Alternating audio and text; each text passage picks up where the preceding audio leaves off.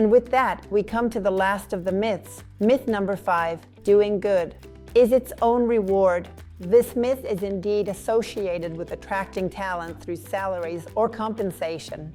In the nonprofit sector, the belief we hold is that because it involves social causes, the person who decides to get involved and seek a job in the sector will do so out of their convictions and principles, and does not expect in return an economic compensation that corresponds with the value of their skills and the value they generate for the institution. And in the same way, organizations live with the hope that a diamond in the rough might come along, indeed bringing qualities, capability, talent, and experience without feeling discouraged by the level of compensation we can offer. And once again, I bring up Dan Pallotta. He is the author of a famous talk called "The Way We See Charity is Completely Wrong." The talk has already accumulated over 5 million views on YouTube, and he mentions that in the for-profit sector, the more value you produce, the more money you can earn. However, we don't like nonprofit organizations using money to incentivize people to produce more. The answer to this is very clear and direct: greater value, greater compensation. If you want to acquire the best talent to contribute to the institution, it must be very clear that this will come at a cost, and that a good job of convincing the board is necessary to demonstrate that in the long run, this is the only viable path if we expect to grow and scale our organization's operations.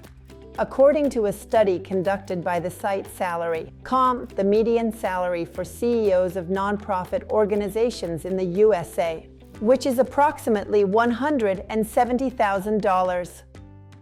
While this is evidently not a meager remuneration, it pales in comparison to the median salary of CEOs in for-profit companies, which is 4 to 5 times higher than that of an executive in a nonprofit organization. Even so, for some reason, it seems wrong to us that someone educated with a master's degree and talented at growing our cause can earn money. It doesn't matter if that person makes money selling bottled sodas that cause obesity, diabetes, and deplete the world's water supply. That person can indeed earn well, but the guy who decides to use his talent and brains to change the world, he shouldn't earn anything or should earn very little. That perception ends up discouraging everyone. I assure you that ending world hunger requires much more talent than selling soft drinks. And yet, the best talent coming out of universities goes to those companies. To me, it's a waste, and I understand that often it's a matter of lack of resources. Organizations somehow choose to offer some benefits that are slightly above the standard, such as more flexible hours and more vacation days. But in reality, the disparity is so great that these types of measures, while welcomed by employees, do not solve the underlying problem of attracting talent. Sooner or later, nonprofit organizations will have to accept the harsh reality. Top talent can only be attracted if they are offered competitive compensation, compared to what other sectors can offer.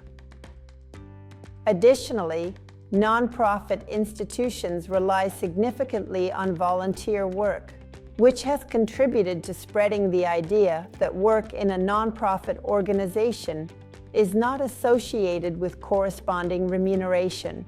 Furthermore, due to the high turnover nature of these jobs, they entail a series of implicit costs such as training and the learning curve. To give an example, it is estimated that the cost of replacing a position can represent 50% or even 60% of the annual salary for that position. In that sense, the same principle applies to volunteers as it does to top executives.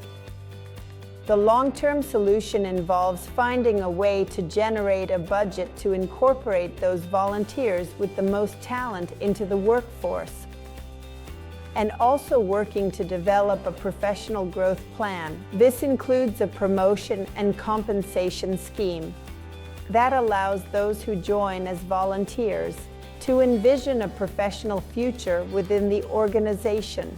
It's not about having luxuries and wasting money. But trying to save by cutting employee benefits is a monumental mistake. I have seen many cases of organizations that work to support people in poverty and talk about social justice and creating opportunities, while within their own organizations, they do not pay their employees well or provide the minimum benefits required by law. On one hand, they want to save the world, but they do not start with their own team. Here, consistency is the main tool, and it is important to understand that talent is the foundation of our organization. We must ensure that this talent is well compensated and receives all the benefits mandated by law. We need to attract the best possible talent. Changing the world requires a lot of passion, a lot of heart, but it also requires a lot of preparation. So let's break this last myth and remember that if we think it's expensive to hire professionals, try hiring novices.